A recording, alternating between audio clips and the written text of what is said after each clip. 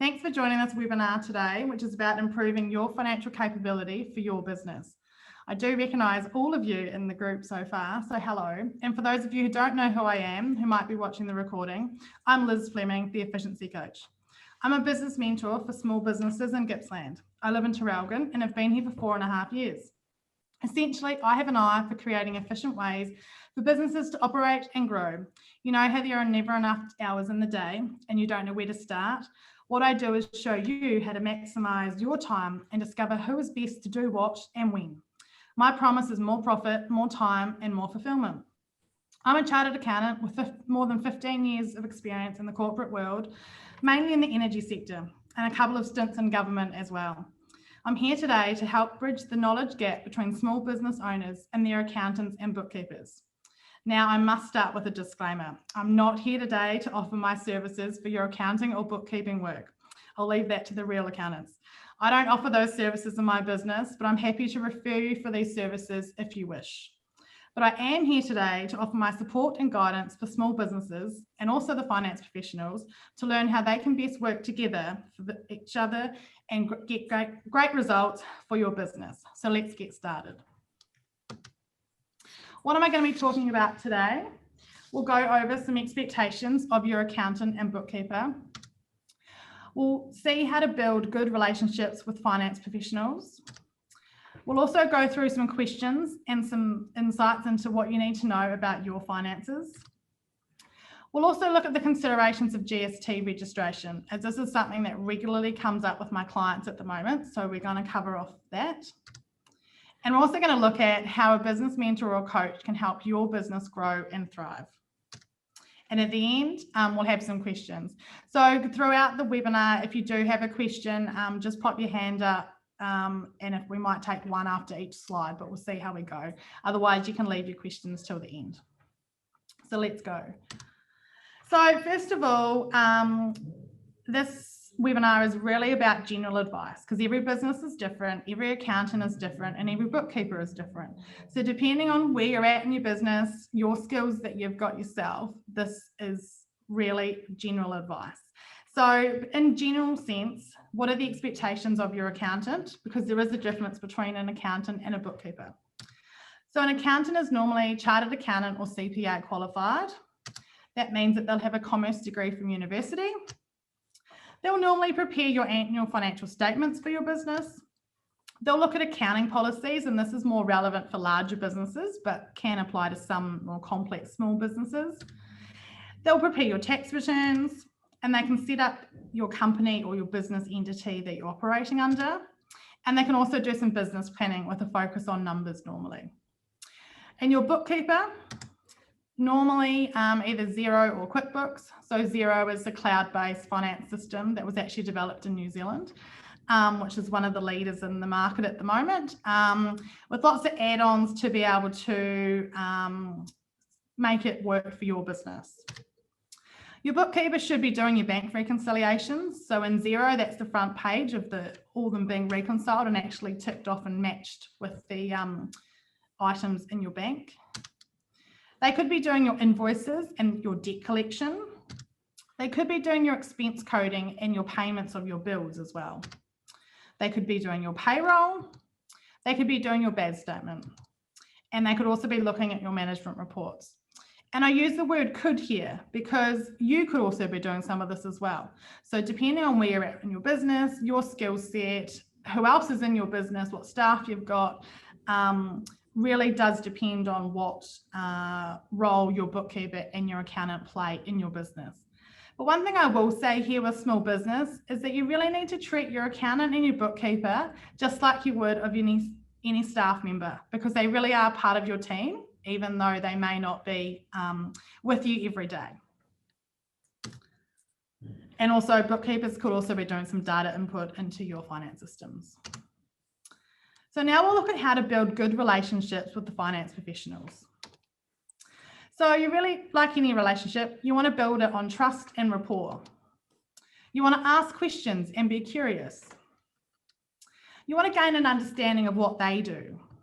And you also want to ensure they have an understanding of you and your business. You want a relationship that is based on mutual respect. You want to ensure open communication.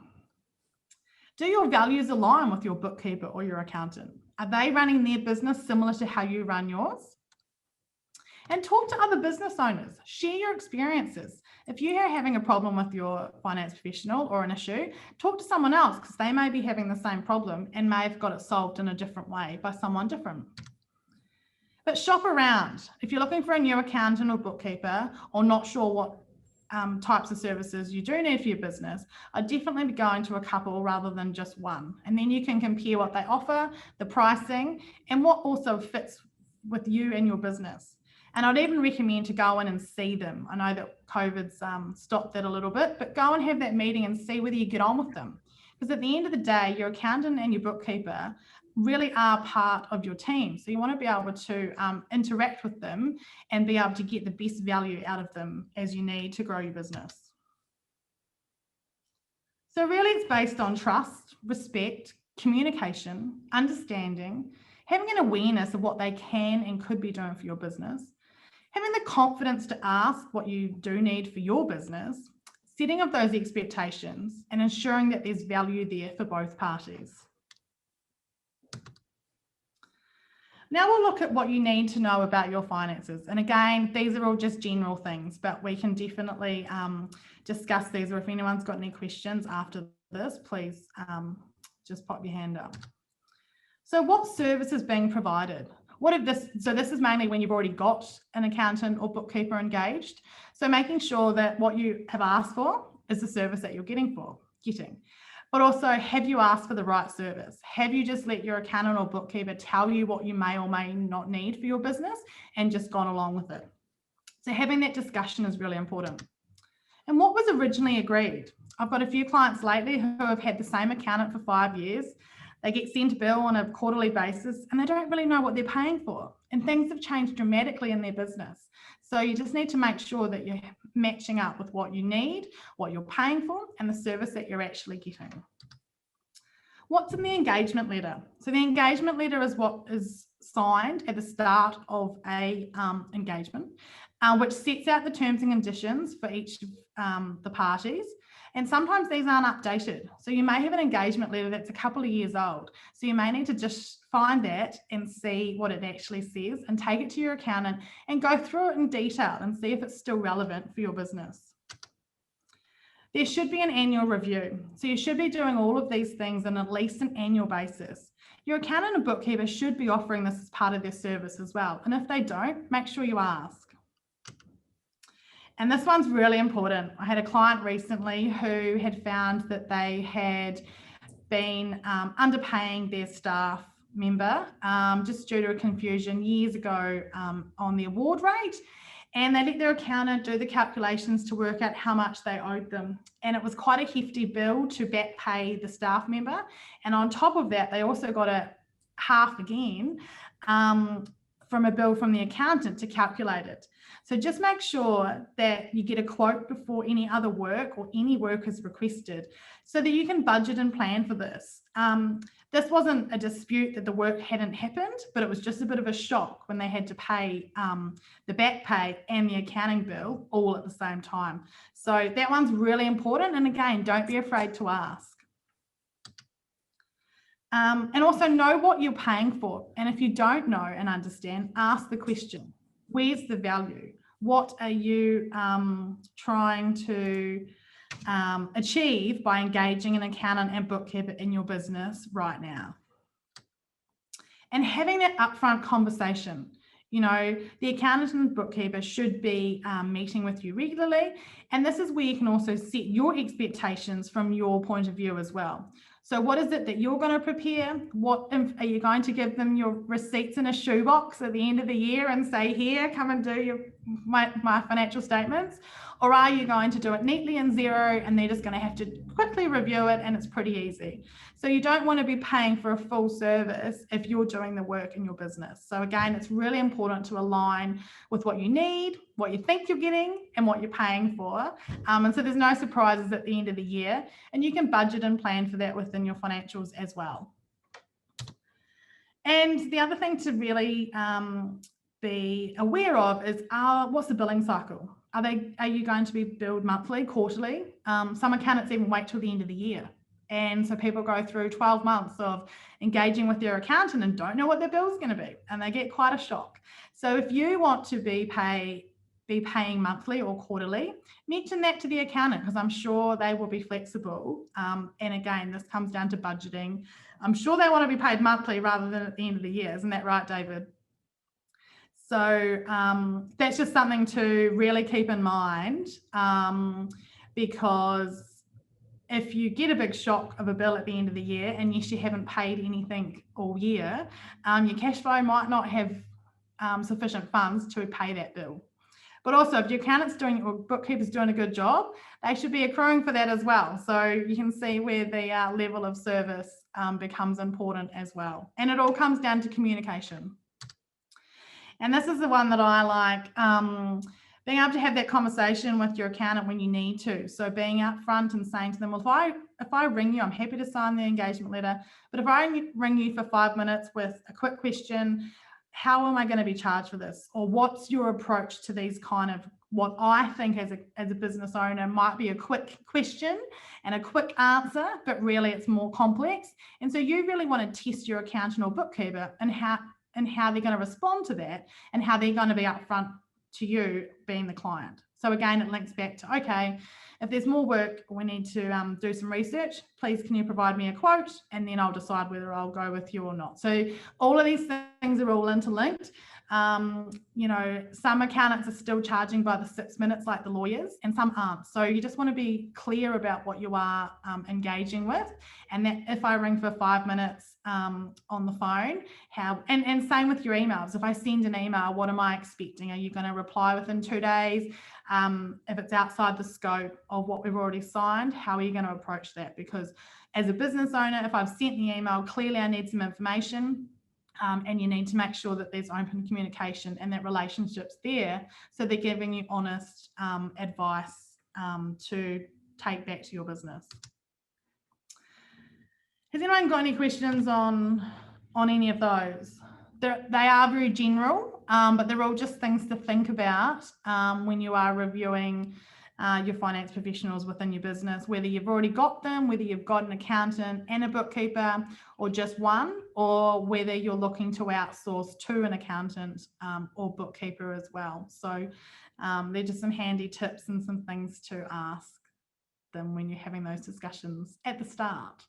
All of this is much better at the start than the end, because then you don't get into disputes, and you know, once they've done the work, yes, the bill you have to pay, or if they haven't done what you've wanted them to do within the deadline that you needed for your tax return for some other purpose, again, you can run into problems, and you may end up paying double by getting someone else to do it. So yeah, just really important to think about these things now. And that's what this webinar is all about, creating that awareness and making sure that you can have some knowledge and gain some confidence in that you can say, yep, I've had these discussions with my accountant. I know I'm on the right track. I'm getting good service. I'm getting good value. I'm okay. So it's for everybody. So we're going to move on to GST. And this is something that's come up quite regularly lately with my clients who are on the smaller side. They may be sole traders. There may be people that have full-time jobs and they've moved their side hustle into more of a business. But their accountants may be telling them that they're nowhere near the $75,000 revenue on a rolling 12-month basis. But in my view, and I've shared this with a few other accountants that I know in my circle. Yes, truth be told, that a lot of my friends are accountants. But it's not just about the $75,000 revenue. There's a whole lot of other benefits. And again, this is general information. And again, just to think about what and where your business sits within these parameters. Because there's some other benefits, some have come up very strongly during COVID. So we'll just go through this list, and I'm happy to take any questions about this afterwards. So last year there were a couple of grants, and there's a couple out at the moment locally, that you do need to be registered for GST to apply for some grants. One of them was the Victorian State Government digitisation grant where you could get Xero or Shopify, or there was a couple of other options, and you did have to be registered at the day that they announced it. So unfortunately, if you weren't registered for GST, you couldn't even apply, and they did not. There was no exemption for businesses. You can backdate your GST, but that's just a bit of a hassle. So that was one, again, something to consider.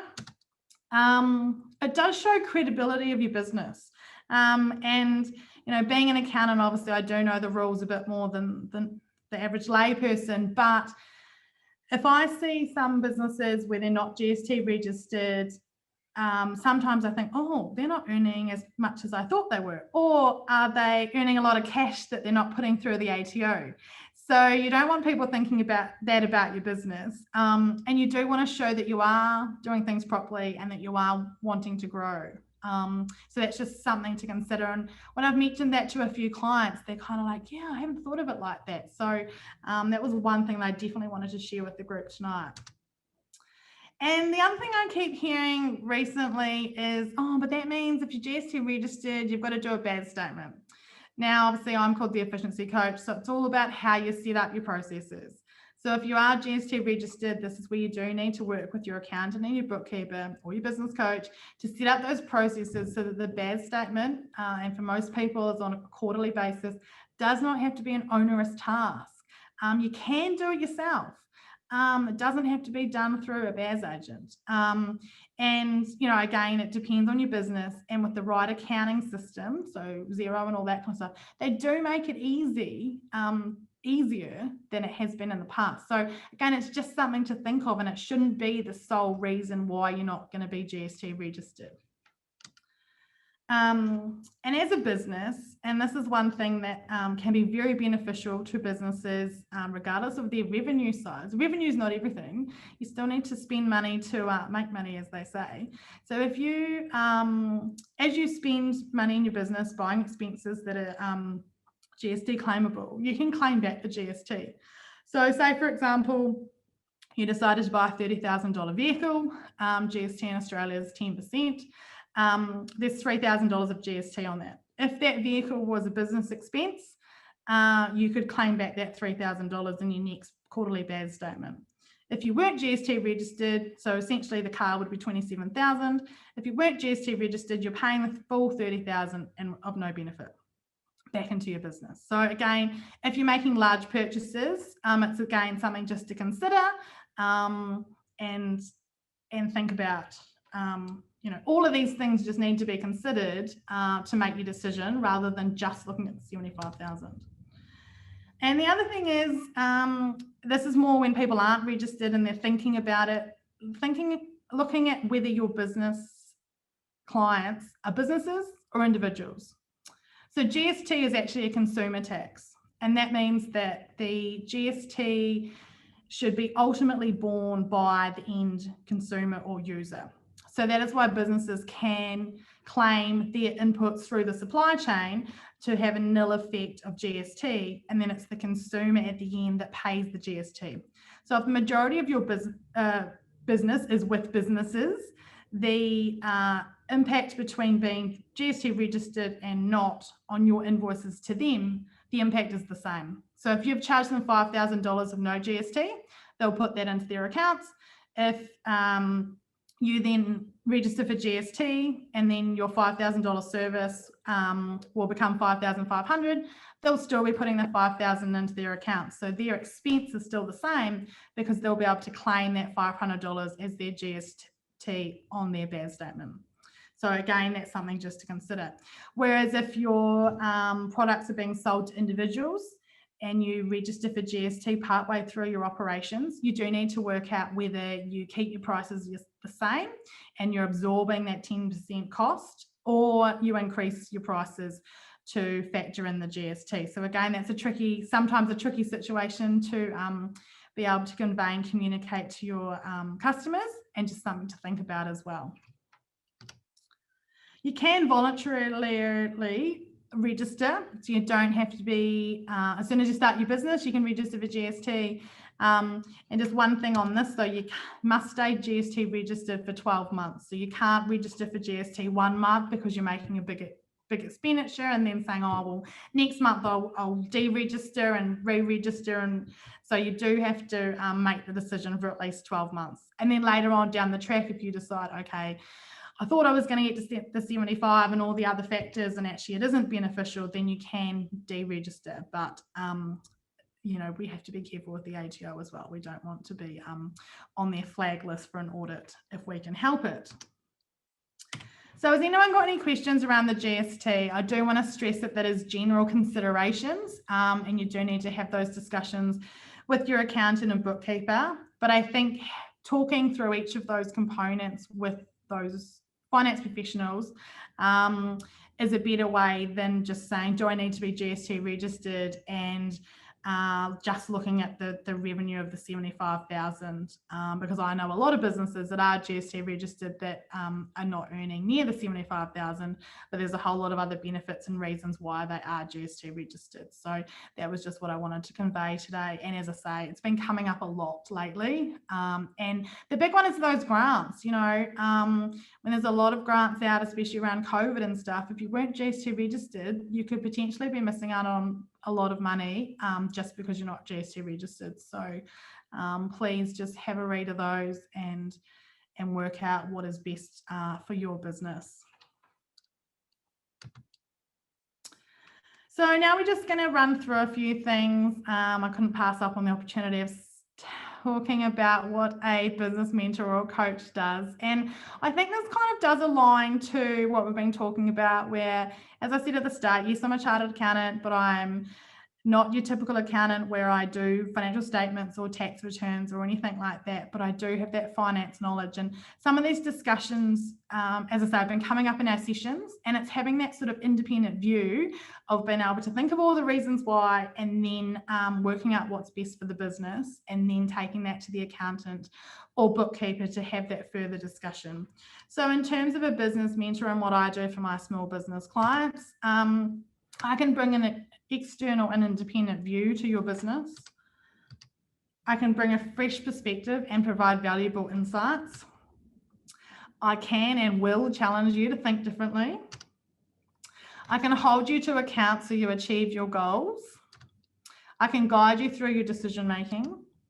I can bring together your ideas with more structure and processes. I can provide new ways to operate efficiently and effectively in your business. And I can accelerate your growth and take your business to the next level in a supportive way. So, you know, business mentoring, there's a lot of programs out there, and the way I operate is quite bespoke to each business that I work with. Every business is different, as I keep saying. And so everyone's got different views on how their business operates, what they want to achieve. Why they started their business is always the first question that I ask a business coaching client. So that's something that I'm passionate about, to help small businesses get ahead. And this is the reason behind the webinar, was to, you know, bridge that knowledge gap and give small businesses some more knowledge and confidence to be able to have these discussions with their finance professionals to get the best value for their business. So in my view, the key to improving your financial capability is actually really simple. It's all about building trust, and you build trust through communication.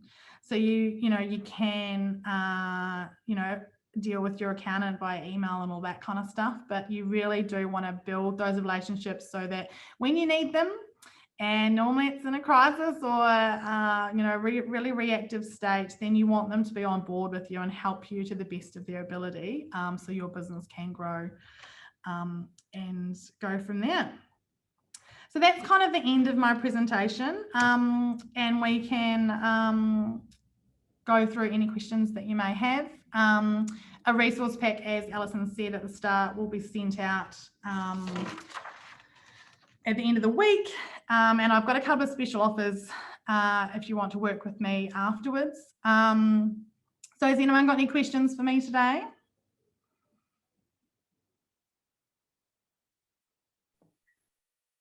No. If anyone's got any questions, feel free to either unmute your mic or put something in the chat box.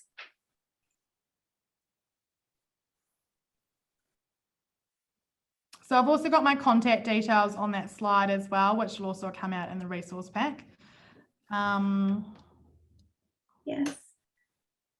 And everyone has my contact details as well. So if there's any questions that come up in the meantime, before we send out Liz's resource pack, please don't hesitate to contact us at council as well. So I'll just, in closing then, if there's no questions, I hope you've gained some valuable insights today. As I've mentioned, all businesses are different, as are accountants and bookkeepers. It's all about having an awareness of what is right for your business and finding finance professionals that add value to your business. If you want to chat further with me about how to best operate within your business in relation to your finance professionals, I will be offering 2-hour sessions where we can review and evaluate your business needs and what level of service and value you may require from finance professionals.